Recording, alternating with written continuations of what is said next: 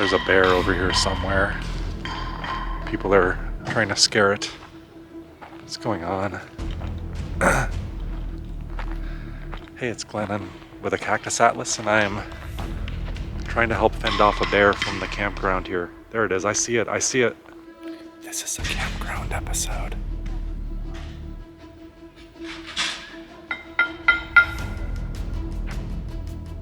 What the hell? This place is under attack by bears. Oh my god. I'm at a Sugar Pine Campground in Edseburg State Park, California, Lake Tahoe, and we're under siege by bears. Okay, I'm a believer now. I already knew this, but I've never seen bears that brazen before. Hi, my name's Glenn and this is the Cactus Atlas. And today we're fending off bears at Sugar Pine Point Campground off of Lake Tahoe in South Lake Tahoe. Is it really back again? Oh my god.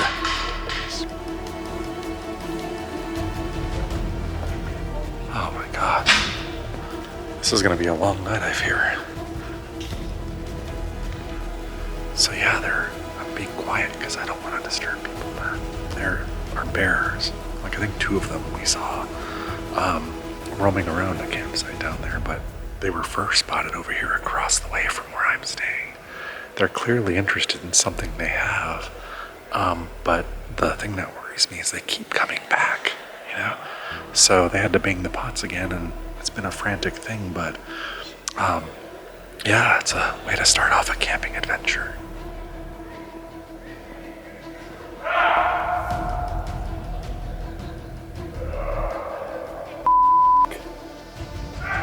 Why is the bear not listening to the guy? Alright, well, I can't do this all night. So eventually you just kind of have to succumb to the fact that you're camping in hardcore bear country over here. Daylight is upon us, and now I can properly introduce myself. I am Glenn. This is the Cactus Atlas, and now we'll take you on a proper tour of Sugar Pine Point Campground in Edseburg State Park, California, Lake Tahoe. Sugar Pine Point Campground is situated on the southwestern shore of Lake Tahoe, on the California side. It's a little ways north of beautiful Emerald Bay and adjacent to other Lake Tahoe gems. This campground is a good choice for those wanting an outdoorsy Lake Tahoe experience. During our late season visit, we found plenty of peace, quiet, relaxation, and of course, bears.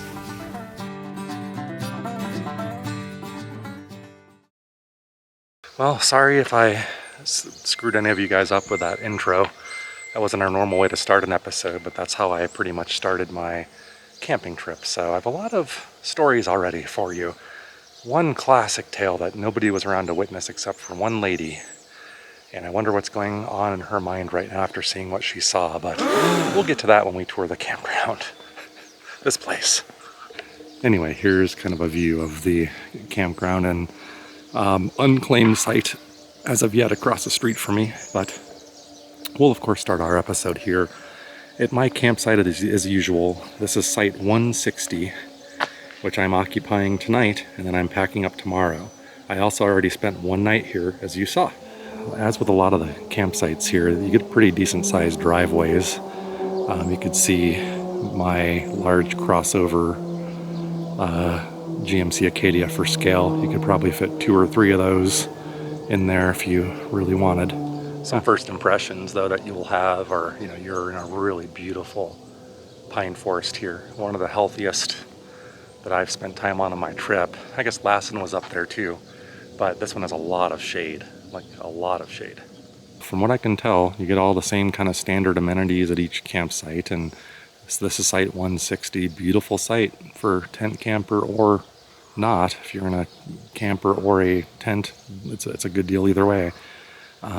Your standard fare here at the campsites are the bear locker, really big tall fire rings, and picnic table. I oftentimes notice that people pull the picnic tables up close to the fire so they can have somewhere to sit if you forgot to bring a chair like I did. So you already have seen proof now of this situation, the bears. So it is real. I can tell you now from witnessing it firsthand. And they're very particular here also, is never leave scented items in a tent or vehicle. So that's something that I think Lassen and this park accentuate, because other places it's permissible to put it either in here or your vehicle. So they probably are trying to protect your property. Here's another view of my campsite, and you can see my neighbor who's already packed up and left for the night. Whoever it was very quiet and left before I even exited my tent. But that would be one slight gripe about this site is, you know, initially the privacy is not good. There's a site right there. The other one is over here. That's a little bit more reasonable. That I can contend with. But if you get a good neighbor, no problem. Get a partier or something, then it might not be as fun. You can see where I decided to put my tent. I was thinking of putting it over here, like in this little area. Lots of choices is my point.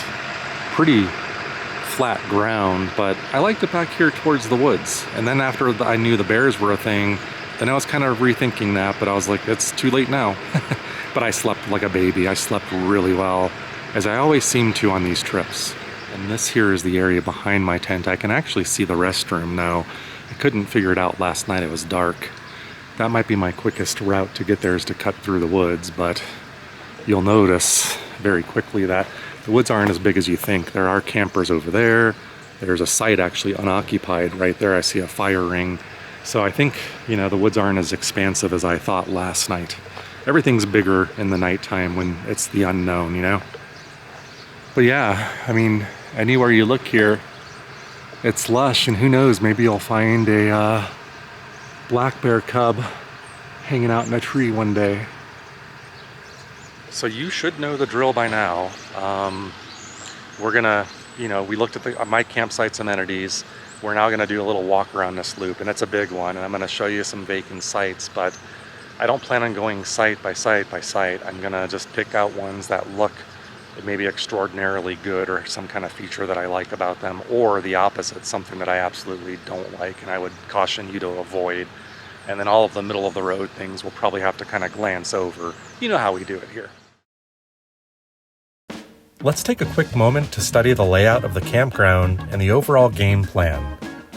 This is the General Creek Campground at Sugar Pine Point. We're camping on the Western Loop here at Site 160.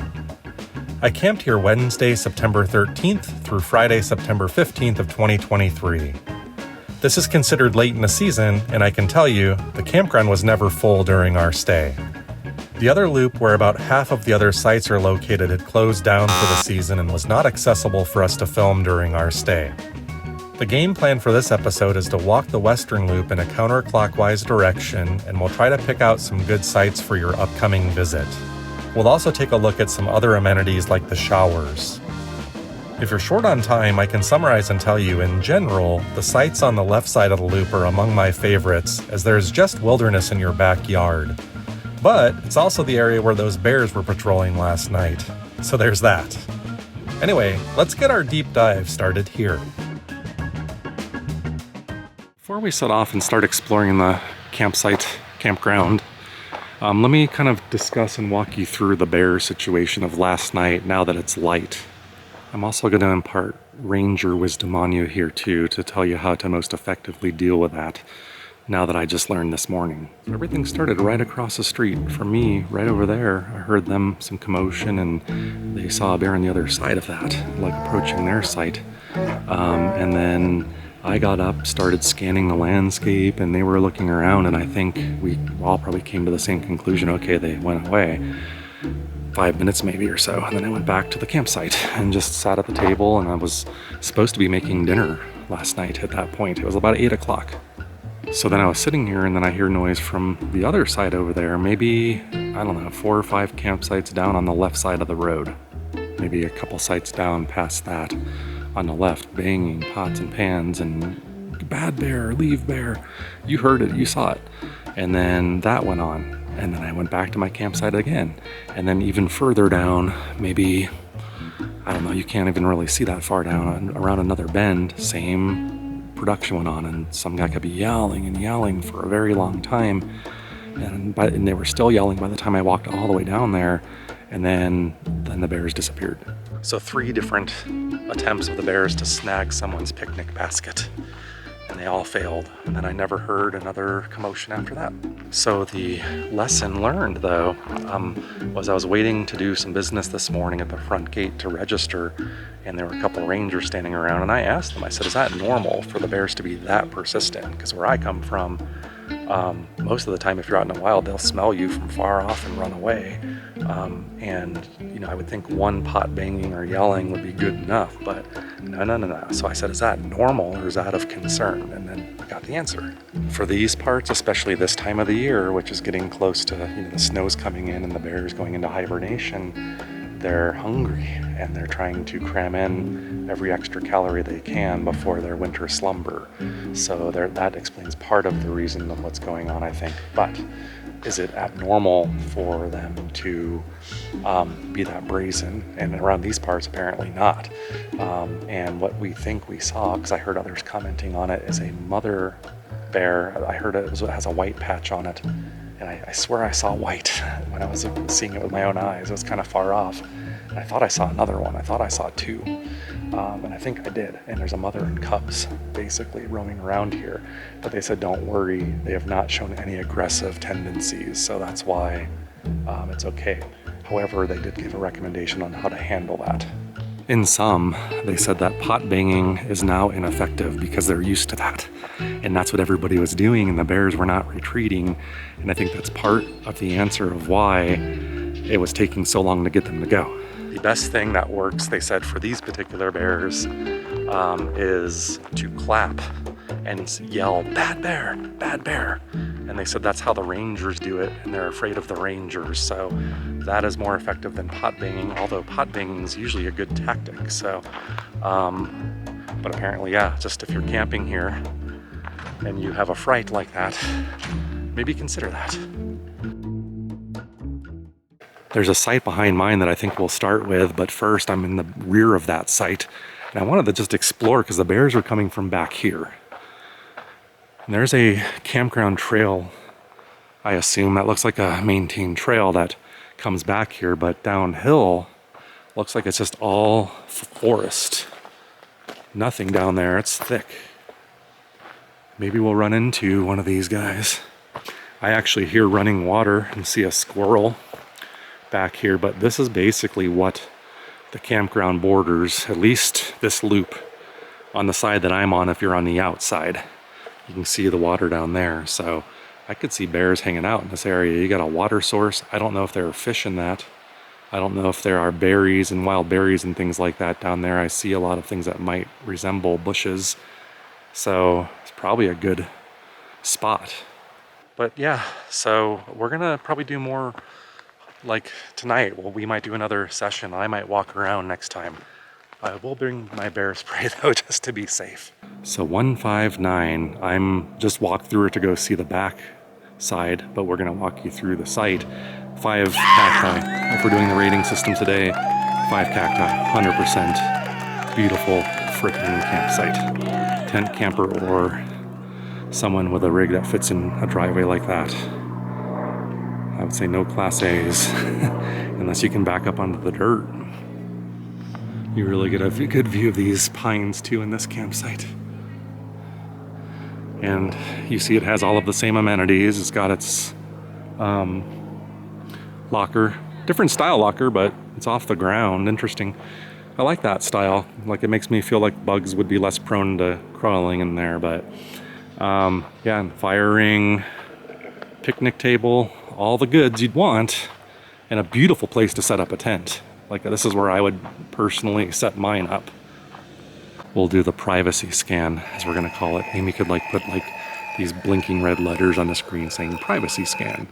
Only, you know, you're kind of close to these people, but you know, they're all spaced out about this average spacing. and you have a lot of trees usually to block sight lines and stuff. So, but I still am going to give this a 5 because I like the way it's kind of a long site that just kind of stretches back here, and now you see what it borders. So you have lots of fun places to explore. And if you want a bear encounter, this might be a primo spot. So the next thing is you do have running water here, and I've seen people use this a few times. And these are pretty equally spaced out. I have one right next to my site, right there. So one instant recommendation I can give you, at least for this section, is site 163 is on the outside of the loop. And I think in general, the outside of the loop is where you want to be. Probably in most situations, but sometimes you have multiple loops like we did at Lassen, so sometimes you'll have other people on the other side. Here, I'm confirming for you is not the case. So this site I would also give, depending on where the tent spot is, because I'm thinking of tent campers, by the way. I don't care about URVers as much, no offense. The perfect level, like beautiful spot for a tent. 5, yeah! Because I mean, look at that light and that moss growing on the pines and nothing in the back except bear. I noticed some sites also have a standing grill like this in addition to a fire ring with the attached grill. I'm gonna call out 165 on this inner loop for a reason. Because this is maybe the shadiest site that I've seen. And when I say shady, I don't mean, shady in a criminal way. I mean shade. This is like, it's getting close to midday. It's not too far off, believe it or not. And this is miraculous. And it's a tent camper's delight also, as have been all the sites. You could get multiple huge tents in this one. So if you're a big family, perhaps, and you have a giant, like 10-person tent or something larger if they make it, this would be a good site for that. And you could get multiple tents, and there's lots of level ground in here. And privacy is actually okay, except you got this weird guy in the blue tent right across from you. Site 166. Once again, nice looking campsite, and on this side, I mean, privacy is really good. Really good. Yeah, especially considering you can put your tent way back here, or there, I mean, or in there, in that shady octopus's garden. Why did I say that? It makes no sense. Oh, nice. I always like to find the ADA sites, the handicap sites. You can see this one has a nice paved driveway. The restrooms, you're always going to be close to the restrooms when you have that. So you have really easy paved access up there. Now, the only thing that's not paved that sometimes they would pave is a sidewalk down to the picnic table. So California, you guys should do that. Or your state park system. Why not pave this? And then pave something down there. I don't know, does anybody else think that would be helpful, or is it just me? But still, it's a beautiful site. Oh yay, it's my favorite time. It's the restroom hour. I hate this part. But I do have comments about this. This is one of my criticisms of the campground. So get ready. So on this gigantic loop, there are 2 restrooms, men and women's. And I can tell you in the men's, there's just a urinal, 2 sinks, and then 1 regular toilet. Yeah, I always turn the camera off before I enter, so in case someone's in there. So here's the men's restroom. Very basic, and I can tell you the other restroom on my other side of the loop is a facsimile of this, but it does have electricity in here, lights. It does have outlets, and a nice place to maybe put your phone. I know people like to use these to charge things. Maybe, I'm assuming the women's has that if you need a hair dryer or something. I guess men too. Electric razor. You got sinks, and these are, reasonably clean, campground clean, I would say. I don't like to show things in there someone needs to flush, but I'm always afraid to point my camera in without looking first, but it is what it is. It's a campground. But I'd say clean enough is how I would rate it. And there's a trash can, not for food or scented items, but I don't know, snot rags, I guess. The floor is kind of grody, and it's a men's restroom, so men have bad aim. So I guess they at least put a drain in. But the floor is kind of nasty. I think it could use some updating. That's my criticism, I guess, or one of them. And I'll tell you why I'm more critical than usual. It's a state park in a very affluent area, clearly driving around here. And you saw it's very small, right? Imagine this in full season and one regular toilet, especially in the mornings when people have to go do their thing. You know, it's like you got two of these to service the whole thing. So that's a little weird. Plus, I think based on the fees you pay, you would expect, you know, a little better, I would say, a little more. Just a constructive criticism, I would say. Update that, make it bigger. And that's also same with the trash. I'm gonna talk about my story that I told you about later, because it involves a dumpster. And we'll just we've got a long way to walk. But this is site 170. I'm just gonna do walk-bys now and not really analyze unless I see something better or worse. And this is, once again, I mean, I think the whole rating system goes out the window on this one, because I mean, everything's really good, especially for the tent camper. Look across the way, you'll see some big rigs like that. So I'll remark on what that site is across the way. And even the site next to it is a nice long driveway. I'd say the equivalent in size. So 173 could be good for something like that size there, right here. And you got water, not a water hookup, but at least water. And I'm gonna walk into where you pull in initially, and that's site 175. I do want to walk down this way towards the exit because there's another really super helpful amenity that I want to show you, and I don't feel like driving, I feel like walking. Now here we have the showers, my second least favorite thing, or maybe first least favorite thing to film. But luckily we have an opportunity here to film because I think these are men and women showers, it's unisex. But it's things like this that brighten my mood, because they got this pretty right, I would say. I'm gonna use the word from now on, I'm trademarking it or restricting it to campground clean. That's how I would describe this.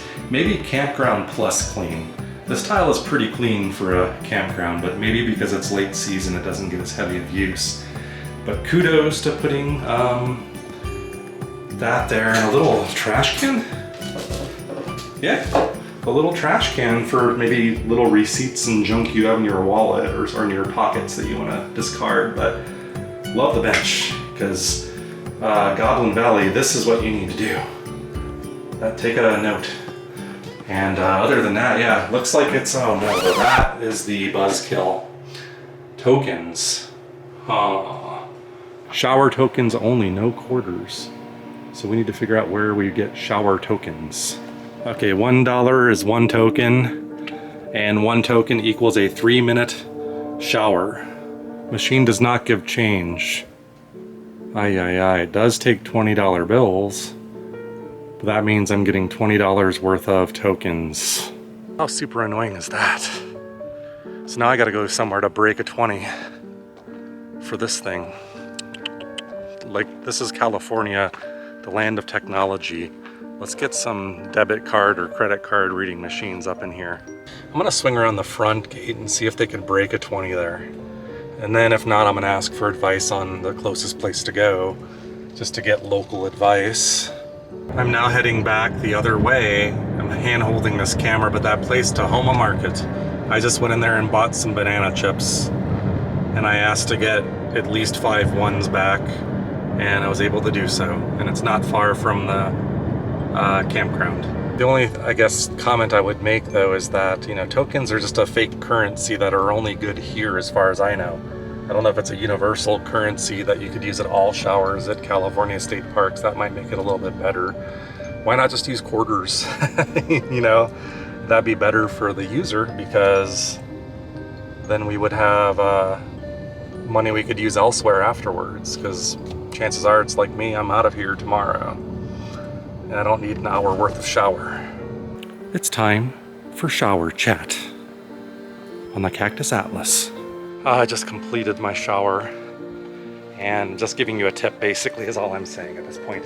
I bought 4 tokens. I had $4. I was like $3, 3 minutes per 1 token. I got most of the way done on 1, but I still had more to rinse off, so I got it done in 2. So I have 2 extra. Thinking about just donating them and putting them up there. I don't think anybody else has, but I'm here through tomorrow morning, so I might want to hold on in case I have some kind of an accident. Not that type of an accident. Maybe I'll spill like a beer on myself or something is what I meant.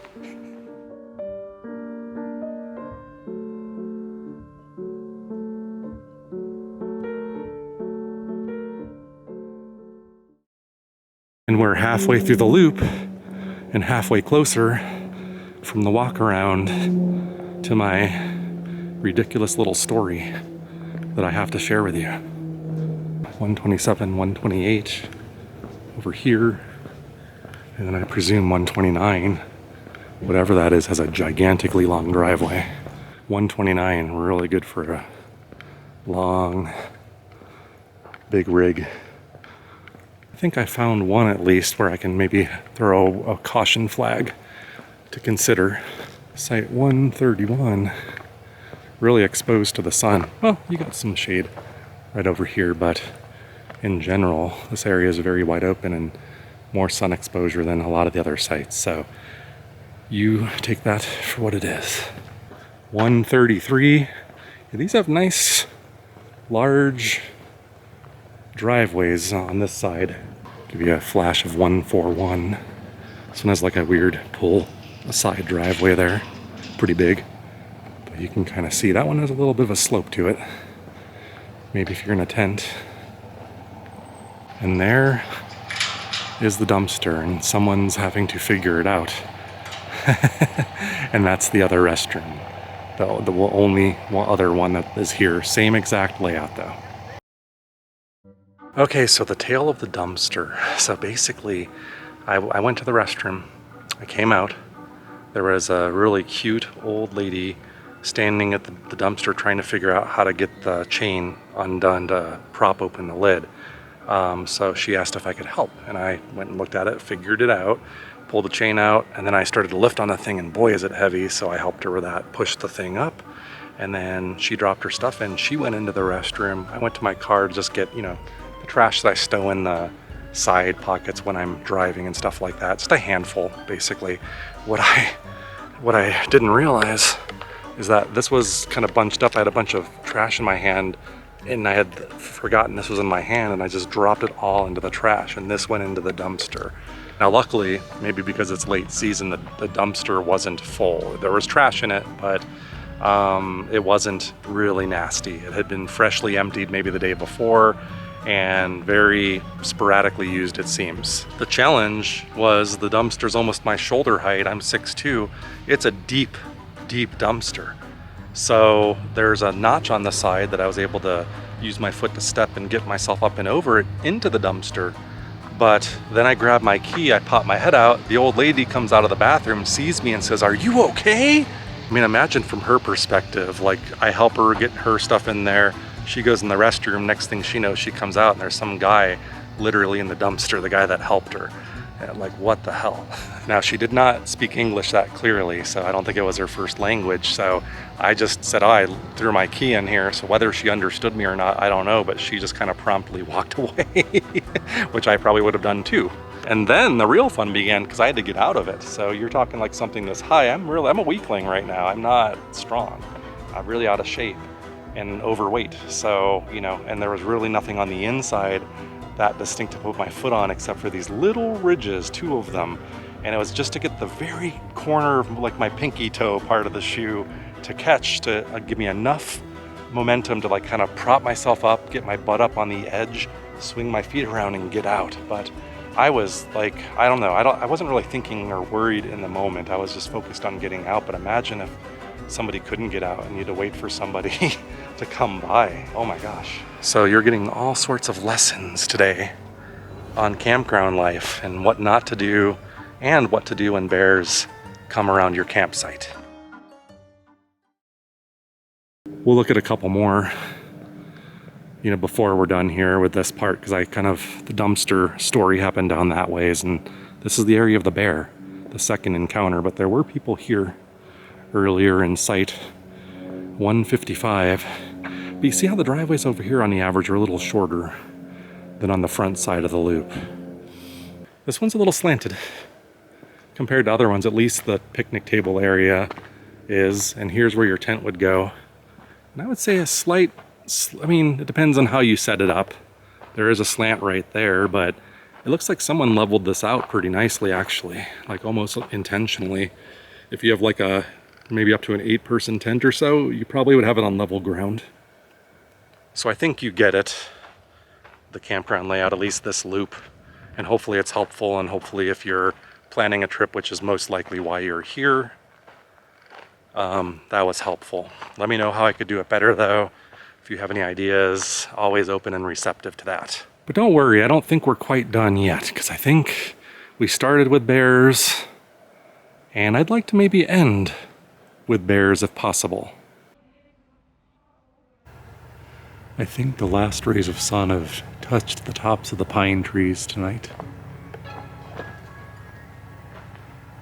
And the hour of the bear is in sight. I am prepped and ready. I have my pants, warm pants on, warm everything, headlamp, everything's working. We're ready to rock and roll. As a precaution, I do have this, which is very unlikely would need to be used, and I would hate to do that. I am studied up on how to use it. I think you basically just go like this and grab your thumb with this curl, pull it off, and then this little black tab is an actuator, and you just basically push it down and it will discharge the whole contents in 5 seconds. And for me, that's for a last resort dire emergency where there's something very aggressive happening and I'm being charged or something like that. It's not like if the bear is just disobeying or something, you want to do that. You can scare him off. I'm confident of that if you do it right. All right, now I just sit, wait, listen, and maybe scan this section of forest in front of me for a little bit. I just wish I brought a chair. I can't believe I forgot the chair. Amy, make sure next time I bring the chair. This is about the time that it all started.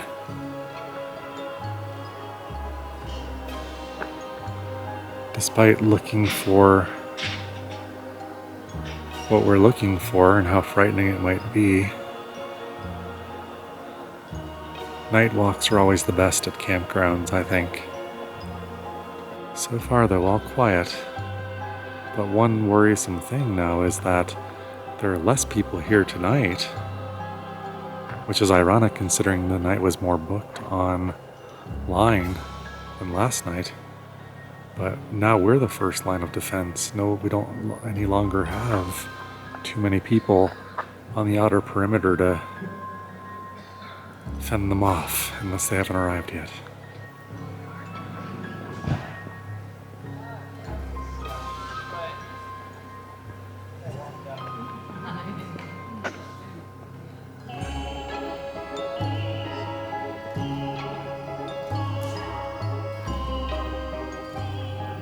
Hunt season, Halloween season is full on now.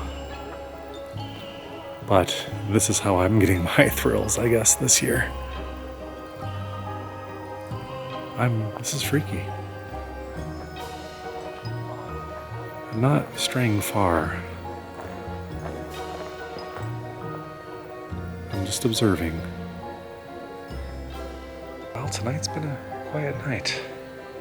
If anything happens, I'll let you know, but it's that time where I gotta hit the sack and hit the road tomorrow morning. So thanks for watching. I hope this was helpful, I can't recommend this place enough. It's magical. But see you next time. Bye.